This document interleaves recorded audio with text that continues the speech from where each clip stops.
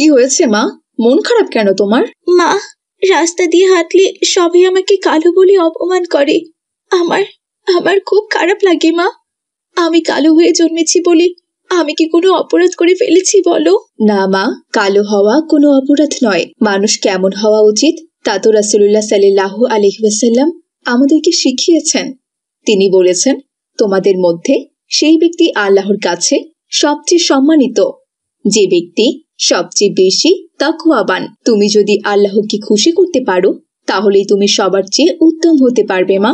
বিলকিস তার মায়ের কথা শুনে একটু ভরসা পায়। বিলকিসের পরিবারের আর্থিক অবস্থা খুব একটা ভালো নয়, তবে তার চরিত্র, মেধা এবং ইসলামী জ্ঞানের প্রশংসা সবার মুখে মুখে ছিল। একদিন এক সম্ভ্রান্ত পরিবার থেকে বিলকিসের জন্য বিয়ের প্রস্তাব আসে। তার মা খুশি হয়ে তার মেয়েকে ডাকে আর বলে, মা বিলকিস, আল্লাহ তাআলা তোমার জন্য তার রহমতের দরজা খুলে দিয়েছেন মা।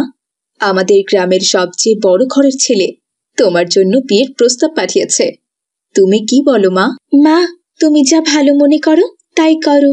আলহামদুলিল্লাহ মা, আমি তাহলে হ্যাঁ বলে দিলাম, ঠিক আছে। এরপর বিয়ের দিন তারিখ ঠিক করা হলো, কিন্তু হঠাৎই পাত্রের পরিবার থেকে ফোন করে জানিয়ে দিল তাদের ছেলে নাকি এখন আর এই বিয়েতে রাজি নয়, কারণ মেয়ের গায়ের রং কালো। তাদের পরিবারে এমন কালো পাত্রের জন্য কোনো জায়গা নেই। কি হয়েছে মা, তুমি চুপ হয়ে গেলে কেন?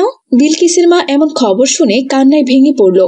বিলকিস চুপচাপ দাঁড়িয়ে থাকে। ঠিক তখন পাড়ার কিছু লোক এসে কথা বলতে শুরু করে। মেয়ে মানুষ হলে তার তো প্রথম পরিচয়ই হবে সে সুন্দর কিনা। আর এই মেয়ের গায়ের রং দেখেছো? আল্লাহই জানে এই মেয়ের ভবিষ্যৎ কি হবে। কালো ভূতনিটা চেয়েছিল রাজকন্যা সাজতে, আর এখন হয়ে গেল কাক। বিলকিস সবার এত নোংরা কথা শুনে কান্নায় ভেঙে পড়ে। তারপর সে তার মাকে বলে, মা, আমি কি সত্যিই খারাপ দেখতে? আমার গায়ের রং এমন কালো কেন মা? না রে মা, গায়ের রং কোনো দোষ নয়, মানুষ তোমাকে বুঝবে না, কিন্তু আল্লাহ তাআলা তো সব দেখছেন। তোমাকে ধৈর্য ধারণ করতে হবে মা। রাসূলুল্লাহ সাল্লাল্লাহু আলাইহি ওয়াসাল্লাম বলেছেন, আল্লাহ ধৈর্যশীলদের সঙ্গে আছেন। তুমি ধৈর্য ধরো মা। তারপর বিলকিস চোখের পানি মুছে তার মাকে বলে, আমি ধৈর্য ধরবো মা, আর আল্লাহ তাআলার কাছে আমি আমার কষ্টের কথা বলবো, তিনি সব বিচার করবেন, তুমি দেখো। এরপর বিলকিস নামাজে বসে আল্লাহর কাছে দোয়া করে, হে আল্লাহ, তুমি আমাকে যা বানিয়েছো আমি তাতেই খুশি, আলহামদুলিল্লাহ। মানুষের কথায় আমি কষ্ট পাই না, কিন্তু তুমি আমাকে ধৈর্য ধারণ করার শক্তি দাও খোদা। একদিন গ্রামের পুকুর পাড়ে বিকেলের সময় বিলকিস তার কাজ শেষ করে বই নিয়ে হাঁটতে বের হয়। পাড়ার কয়েকজন মহিলা এবং কিছু ছেলে মেয়ে পুকুরের পাশে গল্প করছে। বিলকিস সেখানে গেলে সবাই তার দিকে তাকিয়ে থাকে আর বলে, ওই মেয়ে কি ভেবেছে পড়াশোনা করলে ওকে রাজার ছেলে এসে রাজরানী করে নিয়ে যাবে?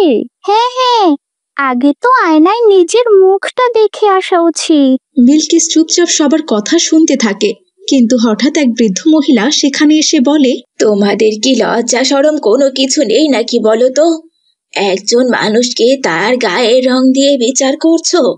রাসূলুল্লাহ সাল্লাল্লাহু আলাইহি ওয়াসাল্লাম কি বলেছেন জানো? সবাই একেবারে চুপ হয়ে যায়। বৃদ্ধা কোরআনের আয়াত আর হাদিস থেকে বলেন, আল্লাহ তাআলা বলেছেন, হে মানব জাতি, আমি তোমাদেরকে এক পুরুষ ও এক নারী থেকে সৃষ্টি করেছি এবং তোমাদেরকে বিভিন্ন জাতি ও গোত্রে বিভক্ত করেছি, যাতে তোমরা একে অপরকে চিনতে পারো। নিশ্চয়ই আল্লাহর কাছে তোমাদের মধ্যে সেই সবচেয়ে মর্যাদাবান, যে সবচেয়ে বেশি তাকওয়াবান।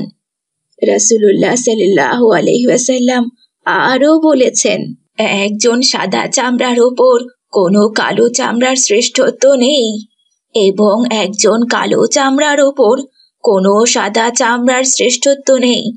শ্রেষ্ঠত্ব কেবল তাকওয়ার ভিত্তির উপরে। এরপর সবাই সেখান থেকে চলে গেল। একদিন মাদ্রাসায় ইসলামিক কুইজ প্রতিযোগিতা হবে ঘোষণা দেওয়া হলো। অন্যান্য ছাত্রছাত্রীরা তাকে দেখে হাসাহাসি করতে লাগলো। দেখ দেখ, ওই কালো ভূতনিটাও প্রতিযোগিতায় অংশগ্রহণ করেছে। ওর চেহারা দেখেই তো সবাই ভয় পেয়ে পালিয়ে যাবে। হ্যাঁ হ্যাঁ, ঠিক বলেছিস। বিলকিস ওদের এইসব কথা শুনেও নির্ভীক হয়ে থাকে। প্রতিযোগিতার প্রশ্নগুলো দেওয়া হলো। বিলকিস আত্মবিশ্বাসের সঙ্গে সব প্রশ্নের সঠিক উত্তর দিল।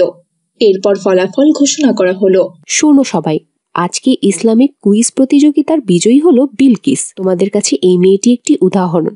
এটি প্রমাণ করে যে রং কিংবা চেহারা কোনো কিছু নয়, বরং জ্ঞান, চরিত্র এবং আল্লাহর প্রতি আনুগত্যই আসল বিষয়। বিলকিস, তুমি কিছু বলো। আমি বেশি কিছু বলবো না ম্যাডাম, শুধু আমি একটি হাদিস শোনাবো। রাসূলুল্লাহ সাল্লাল্লাহু আলাইহি ওয়াসাল্লামের হাদিসে তিনি বলেছেন, যে ব্যক্তি মানুষের সেবা করে আল্লাহ তাকে মর্যাদা দেন। আমি চাই সবাই যেন আল্লাহর পথে চলে আসে আর সবাইকে সম্মান দিতে জানে। তখন সবাই তার কথা শুনে চুপ হয়ে যায়। এরপর বিলকিস বাড়িতে ফিরে আসে আর তার মাকে বলে, মা, আজকে ইসলামিক কুইজ প্রতিযোগিতার আমি প্রথম হয়েছি। সবাই আমাকে অভিনন্দন জানিয়েছে। জানো, আজ আমি খুব খুশি মা। হ্যাঁ মা, আমি তো আগেই বলেছি, মনকে সুন্দর করো, আল্লাহই তোমার পথ খুলে দেবেন। এরপর বিলকিসের মেধা এবং চরিত্র দেখে অনেকেই তাকে সম্মান করতে শুরু করে, কিন্তু কিছু মানুষ এখনো তার প্রতি বিদ্বেষ পোষণ করছে। শুধু কুইজ জিতলেই সব হয়ে যায় নাকি? কালো মেয়ে তো চিরকাল কালোই থাকবে। হ্যাঁ হ্যাঁ, চেহারা না বদলালে কি লাভ? রাসূলুল্লাহ সাল্লাল্লাহু আলাইহি ওয়াসাল্লাম বলেছেন, তোমরা একে অপরকে উপহাস করো না। হতে পারে যার প্রতি উপহাস করছো সে আল্লাহর কাছে তোমাদের চেয়ে উত্তম। মানুষের চেহারা নয়, অন্তর আর আমল দেখে আল্লাহ তাআলা বিচার করবেন। বিলকিসের এমন কথা শুনে ওরা একদম চুপ হয়ে যায়। আস্তে আস্তে বিলকিসের মেধা, চরিত্র এবং ধৈর্য দেখে গ্রামের মানুষ তাকে ভালোবাসতে শুরু করে। এমনকি অন্য গ্রামেও তার প্রশংসা ছড়িয়ে যায়। একদিন পাশের গ্রামের সবচেয়ে সম্মানিত এক ব্যক্তি তার ছেলের জন্য বিলকিসের বিয়ের প্রস্তাব নিয়ে আসে। আপনার মেয়েকে আমরা আমাদের বউ করে নিয়ে যেতে চাই। সে শুধু আমাদের পরিবারের একজন বউ হবে না, আমার মেয়ে হয়ে থাকবে, যদি আপনি অনুমতি দেন। আলহামদুলিল্লাহ, অবশ্যই, এ তো আমার পরম সৌভাগ্য। এরপর বিলকিসের ইসলামিক নিয়ম মেনে বিয়ে হয়ে যায়।